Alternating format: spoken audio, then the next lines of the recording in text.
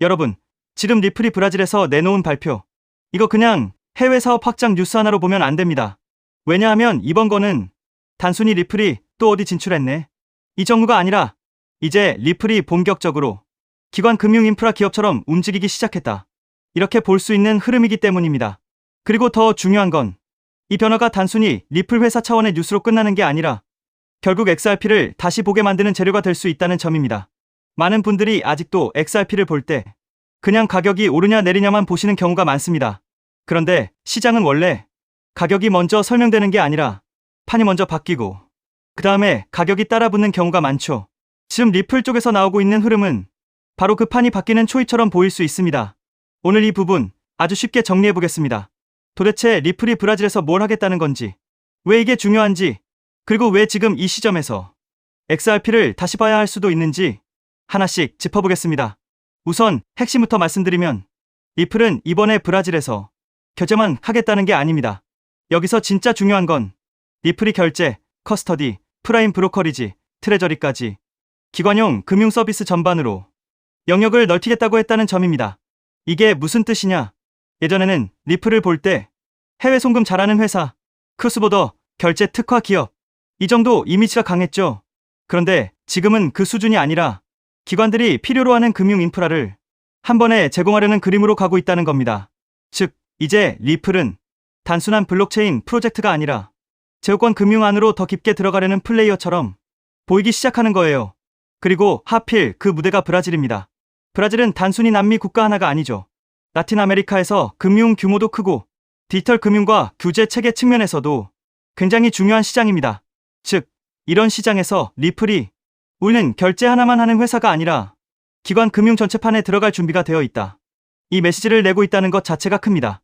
게다가 리플은 브라질의 새로운 가상자산 규제 프레임에 맞춰 VASP 라이선스 신청 계획까지 언급했습니다. 이 부분도 상당히 중요합니다. 왜냐하면 예전 같으면 암호화폐 시장은 늘 규제 밖에 있는 것처럼 보였고 그래서 기관들이 쉽게 못 들어왔습니다. 그런데 지금은 분위기가 다릅니다. 이제는 규제를 피하는 프로젝트보다 오히려 규제 안으로 들어가면서 기관 시장을 먹겠다는 프로젝트가 더 강하게 살아남는 구조로 가고 있습니다. 그런 관점에서 보면 리플은 브라질에서 단순 확장이 아니라 우리는 제도권과 같이 갈 준비가 되어 있다, 이 선언을 하고 있는 셈입니다. 자, 그런데 여기서 시청자분들이 가장 궁금한 건 딱 이거일 겁니다. 그래서 이게 XRP랑 무슨 상관이냐? 좋습니다. 이 부분이 핵심입니다. 리플 회사의 사업 확장이 곧바로 XRP 가격 상승으로 1대1 연결된다고 단순하게 말할 수는 없습니다. 그런데 중요한 건 리플이 확장하는 이 금융 인프라 구조 안에서 XRP가 어떤 역할을 할 수 있느냐입니다. 지금 계속 강조되는 포인트 중 하나가 XRP 레저 위에서 발행되는 자산들, 그리고 XRP의 브릿지 통화 역할이죠. 쉽게 말하면 서로 다른 자산과 통화가 오갈 때 중간에서 빠르고 효율적으로 연결해주는 역할을 XRP가 할 수 있다는 겁니다. 이게 왜 중요하냐면 글로벌 결제 시장은 결국 더 빠르게, 더 싸게, 더 간단하게 이 방향으로 갈 수밖에 없기 때문입니다. 기업 입장에서는 돈 보내는데 시간이 오래 걸리고 중간 수수료가 많이 들고 중개기관이 여러 단계 끼어들면 좋을 이유가 전혀 없습니다. 그런데 XRP는 바로 그 문제를 해결하는 방향에서 계속 거론되는 자산입니다. 그리고 여기서 많은 분들이 헷갈리는 포인트가 하나 있죠. 스테이블 코인이 많아지면 XRP는 필요 없는 거 아니냐? 오히려 반대로 볼 수도 있습니다. 네트워크 안에서 다양한 자산이 발행되고 스테이블 코인이 늘어나고 거래량과 유동성이 붙기 시작하면 그 안에서 자산들을 효율적으로 이어주는 구조가 더 중요해집니다.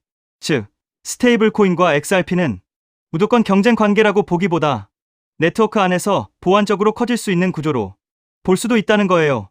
이 말은 결국 리플이 커질수록 XRP가 밀려나는 게 아니라 오히려 XRP의 쓰임새가 더 분명해질 가능성이 있다는 뜻입니다.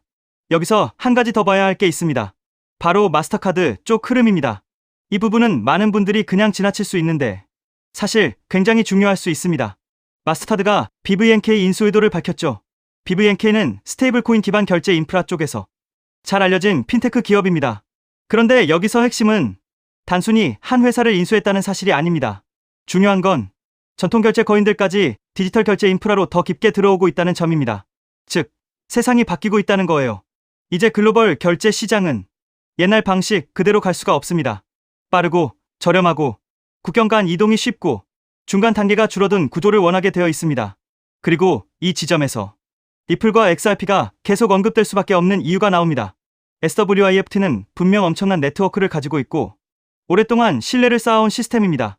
하지만 느리고 복잡하고 중개기관이 많고 비용과 투명성 문제도 있죠. 반면 리플과 XRP가 제시하는 그림은 훨씬 단순합니다. 더 빠르고 더 싸고 더 효율적으로 같이 이동을 처리하자는 거죠. 결국 기업과 기관은 이론보다 현실을 봅니다. 고객이 더 만족하고 비용이 줄고 정산이 빨라지고 국경 간 이동이 쉬워진다면 그 구도를 채택할 유인은 점점 커질 수밖에 없습니다. 이게 바로 XRP를 다시 보게 되는 이유입니다. 물론 반론도 있습니다. 아직 XRP 채택이 완전히 폭발했다고 보긴 어렵고 전통 금융 전체가 한순간에 바뀌는 것도 아닙니다. 규제 리스크가 완전히 사라졌다고 말하기도 아직은 조심스럽죠. 그런데 여러분, 시장은 원래 모든 불확실성이 제거된 다음에 움직이지 않습니다. 오히려 불확실성이 줄어드는 초입, 현실화되는 정황이 쌓이는 구간에서 먼저 움직이기 시작하는 경우가 많습니다. 지금 리플의 브라질 확장, 기관용 서비스 강화, 규제 프레임 편입 시도, 그리고 글로벌 결제 인프라 변화 흐름까지 같이 보면 이건 단순한 호재 뉴스 하나가 아닐 수 있습니다. 오히려 XRP가 다시 한번 투기 자산이 아니라 실사용 기반 재평가 자산으로 보기 시작하는 구간의 초입일 수도 있는 겁니다. 많은 사람들은 차트가 이미 크게 움직인 다음에야 그 이유를 찾기 시작합니다. 하지만 큰 움직임은 대부분 이렇게 판이 조용히 바뀌기 시작할 때 먼저 씨앗이 뿌려집니다. 지금 리플은 브라질에서 그냥 사업 하나 늘린 게 아닙니다. 기관 금융판으로 더 깊게 들어가고 있고 그 과정에서 XRP의 역할은 점점 더 무시하기 어려워질 수 있습니다. 그리고 만약 이 흐름이 브라질 하나로 끝나지 않고 다른 국가, 다른 기관, 다른 결제 네트워크로 이어지기 시작한다면 그때 XRP를 바라보는 시장의 시선은 지금과 전혀 달라질 수도 있습니다. 지금은 아직 많은 사람들이 반신반의할 수 있습니다. 그런데 시장은 늘 모두가 확신한 뒤가 아니라 대부분이 아직 의심할 때 먼저 움직였습니다. 그리고 저는 지금 XRP가 바로 그런 구간의 문 앞에 서 있을 가능성을 점점 더 높게 보고 있습니다. 여기에 더해 또 중요한 내용, SEC 소송이 사실상 완전 종식되었습니다. 이 소송이 끝난다는 것은 단순한 사건 종료가 아닙니다. 리플 채택이 본격적으로 증가할 수 있는 출발점이 된다는 의미입니다. 그렇게 되면 리플의 파트너사들, 특히 금융권에서 리플 시스템을 도입하는 흐름이 마치 밀물처럼 빠르게 확대될 가능성이 있습니다. 여기서 한 가지 생각해볼 질문이 있습니다. 금융권이 정말 리플을 채택하기 시작하면 어떤 변화가 일어날까요? 그런데 금융권의 요구는 생각보다 단순하지 않습니다. 국가마다 규제가 다르고 지역마다 금융 환경이 다르기 때문입니다. 이러한 다양한 요구를 하나하나 대응하려면 리플 역시 지금보다 훨씬 높은 확장성을 확보해야 합니다. 그래서 자연스럽게 리플에게도 레이어2라는 개념이 굉장히 중요한 요소로 떠오르게 됩니다. 리플 레저를 활용하면 국가와 국가 사이에서 자산을 이동시키는 것이 가능해집니다. 그리고 그 자산 이동 기록은 모두 리플 레저 원장에 투명하게 기록됩니다. 여기서 또 하나 궁금해집니다. 이 시스템이 실제 금융권에서 사용된다면 얼마나 많은 자산이 이동하게 될까요? 리플 레저를 통해 이동할 수 있는 자산은 단순히 암호화폐만을 의미하지 않습니다. 디지털 자산은 물론이고 앞으로 시작될 전 세계 은행들의 현금 자산까지도 이 시스템을 통해 이동할 수 있습니다. 이처럼 XRP가 글로벌 금융기업들과 사업을 확장해 나가기 위해서는 반드시 필요한 구조가 있습니다. 그것이 바로 레이어2입니다. 레이어2 없이 사업 확장을 시도한다면 언젠가는 한계에 부딪힐 수밖에 없습니다. 레이어1과 레이어2는 서로 경쟁하는 구조가 아니라 하나의 생태계를 만드는 공생 관계입니다. 여기서 중요한 질문이 하나 있습니다. 전 세계 은행들이 사용하는 시스템이라면 얼마나 다양한 기능이 필요할까요? 이 생태계가 커질수록 전 세계 은행들이 요구하는 다양한 기능을 제공할 수 있습니다. 그래야 생태계 자체가 스스로 돌아갈 수 있는 자생력을 가지게 됩니다.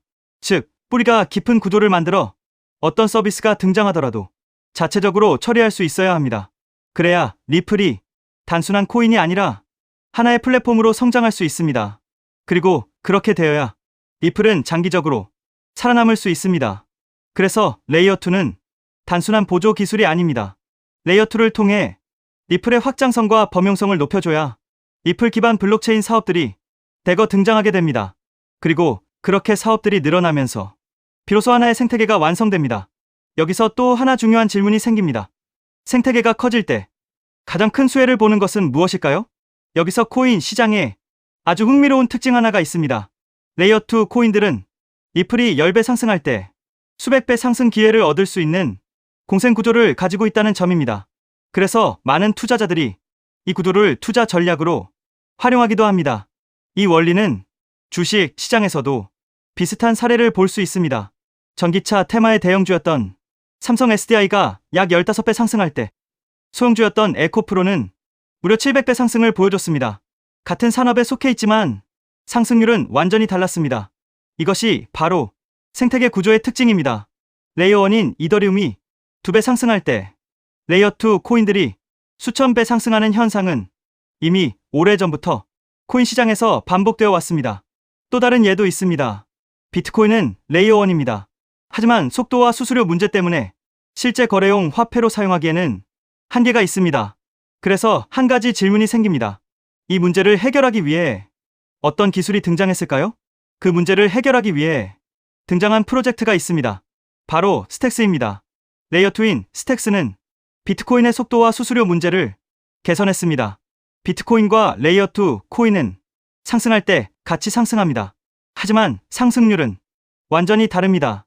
레이어 1인 비트코인이 2023년 10월 대비 2024년 3월까지 약 190% 상승할 때 레이어 2 코인인 스택스는 같은 기간 동안 무려 750% 상승했습니다.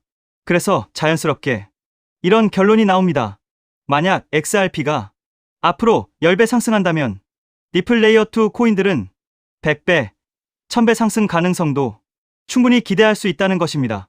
여기서 이제 가장 중요한 질문이 생깁니다. 그렇다면 리플 생태계에서 레이어 2 역할을 하는 코인은 무엇일까요? 첫 번째로 제가 우리 구독자분들께 소개해드릴 리플 관련 코인은 더 루트 네트워크, The Root Network입니다. 루트 네트워크 홈페이지를 보면 XRP Ledger Integration, 즉 다양한 블록체인을 XRP 레저로 통합하는 기능을 설명하고 있습니다.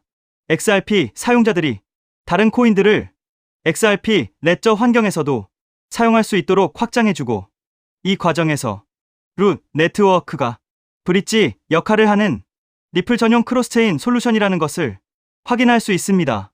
그래서 리플 홀더라면 반드시 알아둘 필요가 있는 프로젝트입니다. 또 하나 중요한 특징이 있습니다. 바로 블록 리워드입니다. 리워드는 블록체인 네트워크 유지에 기여하는 채굴 활동에 대한 보상인데, 이 보상이 XRP로 지급됩니다. 즉, 루트 네트워크의 기축 통화가 XRP라는 의미입니다. 더 루트 네트워크는 XRP 확장을 위한 역할을 하지만 이더리움의 EVM 구조를 기반으로 레이어 1을 개발한 프로젝트이기 때문에 직접적으로 XRP 체인을 사용하지 않는다는 한계도 존재합니다. 하지만 지금 소개하고 있는 이 코인은 리플 블록체인에서 개발된 유일한 레이어 2 프로젝트입니다. 그래서 향후 XRP가 10배 상승한다면 이 코인은 100배, 1000배 상승 가능성도 충분히 기대해 볼 수 있습니다. 여기서 많은 분들이 이 질문을 하실 수 있습니다. 도대체 이 코인은 어떤 구도를 가지고 있을까요?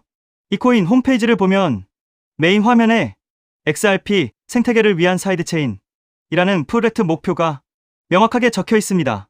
사이드체인은 XRP 체인을 더 원활하게 구동할 수 있도록 지원해주는 체인을 의미합니다.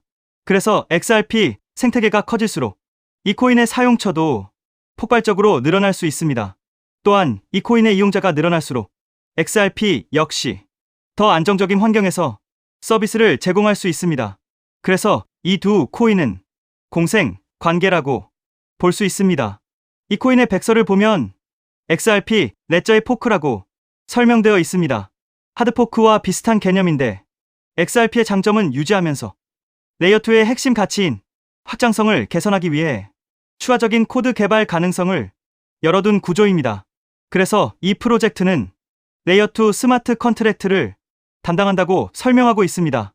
향후 리플 생태계에서는 결제는 레이어 1, 즉 리플 레저에서 처리되고 어플리케이션과 서비스 영역은 레이어 2인 이 프로젝트를 통해 처리될 가능성이 있습니다. 사실 이 부분 때문에 리플 기술 커뮤니티에서는 하나의 우려가 나오고 있습니다. 앞으로 이 코인으로 수요가 너무 많이 몰릴 수 있다는 것입니다.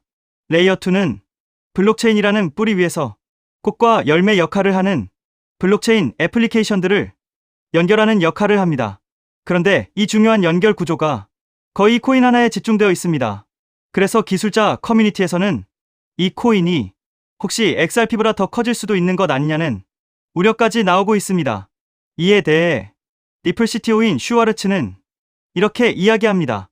새로운 체인이 등장한다고 해서 기존 체인의 가치가 떨어질 것이라고 걱정하는 것은 지금 걱정할 문제가 아니라는 것입니다. 즉, 이 코인이 너무 커질 것을 걱정하는 기술자들의 우려에 대해 리플 CTO가 직접 나서 진정시키고 있는 상황입니다. 이 장면만 봐도 이 프로젝트가 얼마나 중요한 위치에 있는지 충분히 알 수 있습니다. 이 코인은 재작년 12월에 출시된 아직 2년도 되지 않은 초기 프로젝트입니다. 현재 가격은 약 166원, 그리고 시가총액 역시 약 60억 수준입니다. 리플 XRP의 시총이 약 45조라는 점을 생각하면 아직 700분의 1도 되지 않는 저평가 영역이라고 볼 수 있습니다. 또한 전체 물량의 98% 이상이 이미 유통되어 있기 때문에 개발팀의 물량 언락으로 인한 추가 하락 위험도 크게 걱정할 필요는 없습니다. 이 코인은 리플과 직접 연결되어 앞으로 리플 생태계에서 핵심 역할을 맡게 될 가능성이 있습니다. 그래서 리플 CTO의 집중적인 관리도 받고 있습니다. 그런데 아직까지 저평가 상태인 이유가 있습니다.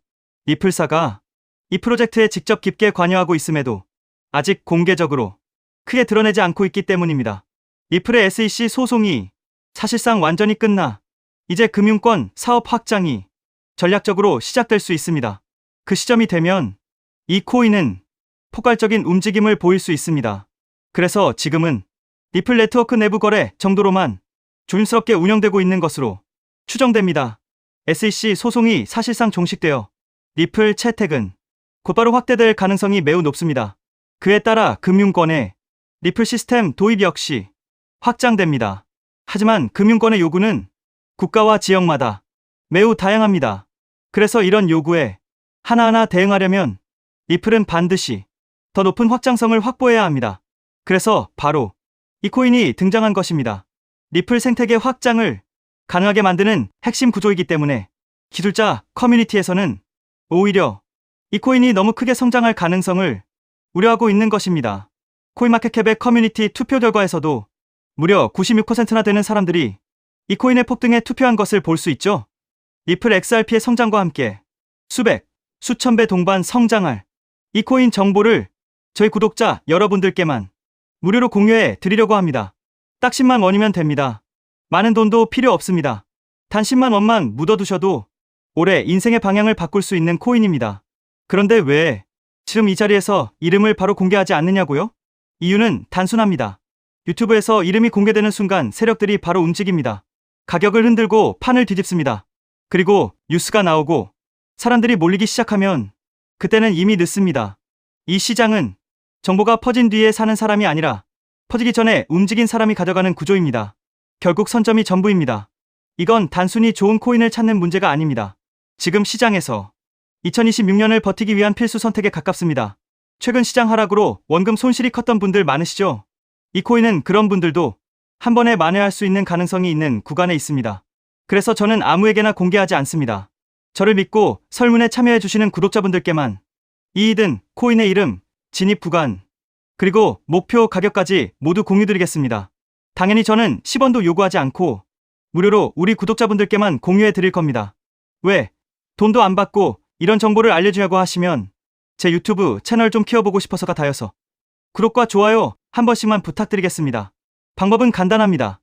제가 아래 설명란에 구글 폼 링크 하나를 달아놓겠습니다. 이 링크는 여기 설명 보기를 클릭하시면 볼 수가 있는데요. 이 구글 폼 링크를 눌러보시면 이러한 창이 뜰 겁니다. 그러면 여기 구독자께만 드려요에 체크를 해주신 다음 리플 레이어 2 코인 정보를 공유받으실 연락처를 자세히 적어주신 다음에 여기에 있는 제출을 눌러주시면 저에게 이 구글 폼이 날아오게 됩니다. 그러면 제가 이 구글 폼을 확인하자마자 적어주신 연락처로 연락드려서 제가 구독자인지 확인만 간단히 빠르게 한 다음 아까 말씀드린 리플 레이어 2 코인 정보를 바로 공유해 드리도록 하겠습니다. 이 코인이 아마 2026년의 졸업 코인으로 이름을 올리게 될 수도 있을 겁니다. 최근 원금 손실이 컸던 분들도 한 번에 만회하고도 남을 수 있으니 최대한 서둘러 준비하셔서 제대로 된 수익을 만들어 보셨으면 합니다. 우리 구독자 여러분 힘내시고 긴 영상 끝까지 시청해 주셔서 감사드리며 마지막으로 구독과 좋아요 한 번씩 부탁드리면서 마무리하겠습니다. 끝까지 시청해 주셔서 감사합니다.